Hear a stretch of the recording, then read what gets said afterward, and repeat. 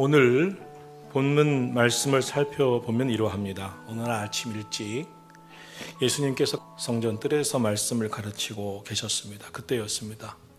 밖에서 웅성거리는 소리가 들리더니 사람들이 웬 여성 하나를 잡아 끌고 들어오는 것이었습니다. 그러더니 서기관들과 바리새인들이 그 여성을 사람들이 모여있는 한가운데 세웁니다. 그리고 예수님께 이렇게 말을 하는 것이었습니다. 예수 선생이요, 이 여자가 간음하다가 그 현장에서 잡혔나이다. 모세는 율법에 이러한 여자를 돌로 치라고 명했습니다. 선생은 어떻게 말하겠나이까? 모든 사람들이 애워쌌습니다. 여성은 공포에 휩싸여 있을 것이고 체념했을 것입니다. 바리새인들의 얼굴에는 살기가 등등했을 것입니다. 그들은 예수님께 대답을 독촉합니다. 이 질문에 예수님이 돌로 치지 말라고 말씀하셨다면 모세의 율법을 어기는 선생이 될 것입니다. 만약 돌로 치라 말씀하셨다면 그 당시 로마 식민지 상태에서 사형 선고권은 오직 로마의 제국 황제에게 있었기 때문에 로마의 법을 어기는 상황이 되었습니다. 그래서 본문 6절 말씀에 보면 이렇게 말하면 고소할 조건을 얻고자 하여 예수를 시험함이로라 라고 말씀했던 것입니다. 그런데 바리새인들이 빨리 판결하라고 아우성치고 돌로 칠까요? 라고 소리치는 가운데 거기 모인 무리들이 예수님을 주목하고 지켜보고 있습니다. 그때 예수님은 갑자기 몸을 굽혀 땅에 무언가 손가락으로 글씨를 쓰고 계셨습니다. 이런 특이한 행동을 왜 하셨을까요? 누군가 돌에 맞을 만큼 잘못을 했다 하더라도, 그렇게 비난받을 일을 저질렀다 하더라도 그를 향하여 욕하고 돌을 던지기 전에 감정에 지배받지 말라는 겁니다. 그리고 마음을 다스리고 자신을 살펴보라고 하는 것입니다. 한참을 몸을 숙여 땅에 무언가를 쓰시던 예수님이 이런 말씀을 하셨습니다. 너희 중에 죄 없는 자가 먼저 돌로 치라. 정말 놀라운 말씀입니다. 그러자 놀라운 일이 일어나기 시작했습니다. 이 말씀에 양심의 가책을 느껴 한 사람씩 그 자리를 떠나기 시작했습니다. 예수님과 그 여인만 그들에 남아 있게 되었습니다. 그 후에 예수님께서 일어나셔서 아무도 없는 것을 보시고 여자에게 말씀하십니다. 너를 정죄하던 사람들이 어디 갔느냐? 여자가 대답합니다. 주여 없나이다. 모두가 다 갔나이다. 그러자 예수님이 말씀하십니다.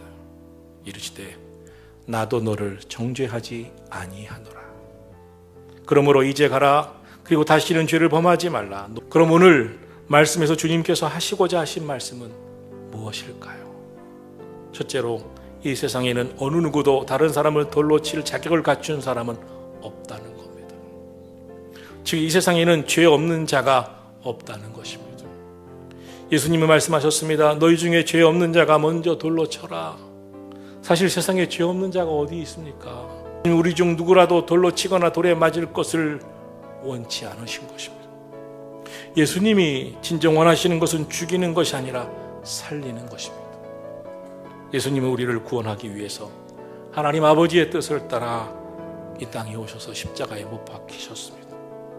그리고 우리에게 바라는 것이 있다면 너희는 사랑하라는 것입니다. 성경이 말씀하는 것이 무엇입니까? 진정 양심이 있는 사람이라면 누구도 돌을 들어 칠 사람은 없다는 겁니다. 성 어거스틴은 최고의 지식은 자신이 죄인인 사실을 아는 것이라고 했습니다. 내가 죄인인데 누구를 심판하고 비판하고 비난할까? 자신이 죄인임을 아는 사람은 결코 다른 사람을 정죄할 수가 없는 겁니다. 그는 오직 자기 자신이 죄인임을 회개할 뿐인 것입니다. 구원은 값도 없이 주시는 은혜입니다. 다른 사람을 정죄하는 사람, 다른 사람을 돌로 치려 하는 사람은 그 은혜를 받을 자격이 없는 겁니다. 마태복음 24장 51절에서 말씀하셨습니다. 외식하는 자들아, 외식하는 자가 받을 벌에 처하리니 거기서 슬피 울며 이를 갈리라. 돌을 들어 치려 하지 마십시오. 예수님의 옷자락을 붙잡았던 여인처럼 말씀 붙잡으시기를 축원합니다. 말씀 따라 살아가시기를 축원합니다. 그래서 예수 그리스도의 속량으로 말미암아 하나님의 은혜로 값없이 의롭다 하심을 얻었고 하나님의 영광에 이르게 된 사실을 감사하면서 주 예수 이름으로 사랑하며 살아가기를 축원합니다. 둘째로 예수님께서 하시고자 하신 말씀은 나도 너를 정죄하지 아니하노라 이십니다. 10절을 말씀합니다. 예수께서 이르시되 여자여 너를 고발하던 그들이 어디 있느냐?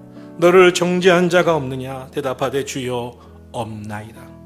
예수께서 이르시되 나도 너를 정죄하지 아니하노라.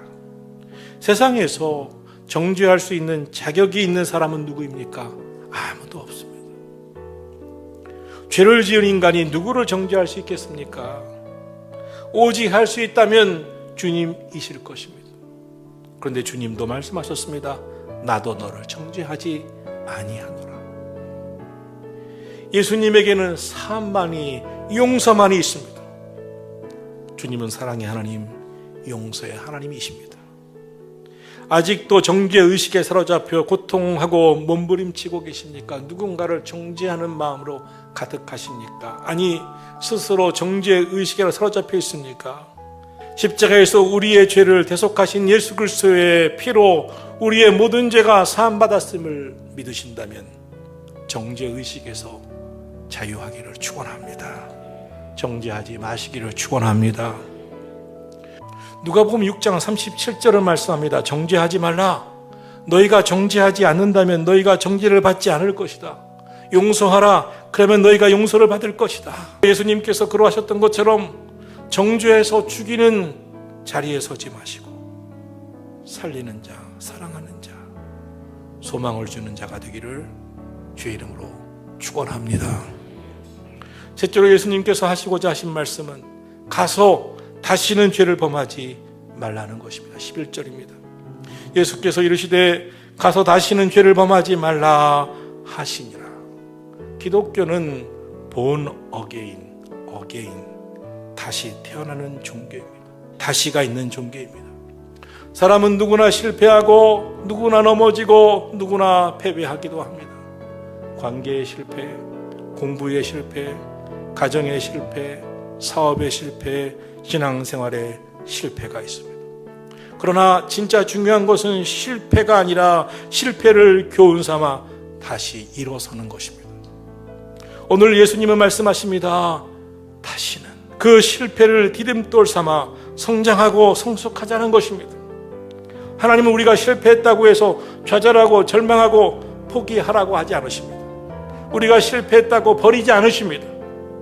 실패했다고 정죄하고 낙심시키고 시험 들게 하고 비난하고 포기해 버리게 만드는 것은 마귀가 원하는 것이지 하나님이 원하는 것은 아닙니다. 시편 23편에서 다윗은 여호와는 나의 목자시니 내게 부족함이 없으리로다. 그리고 3절에서 내 영혼을 소생시키시고 자기 이름을 위하여 의의 길로 인도하신도다 라고 했습니다. 소생이 무엇입니까? 소생은 다시 살리시다, 회복시키시다, 다시 일어서게 하다는 뜻입니다. 누가 영혼을 다시 살리고 누가 다시 일어서게 하고 다시 회복시키십니까? 여호와 하나님이십니다. 주님은 다시 소생시키십니다. 다시 살리십니다. 다시 일어서게 하시는 분이심을 믿으시기를 축원합니다. 이번 실패는 결코 그리스도인들에게 인생의 끝이 아닙니다. 종착점이 아닙니다. 우리의 종착역은 천국입니다. 만일 인생의 끝이 실패라면 예수님의 십자가의 죽으심은 기독교의 끝이어야 했습니다.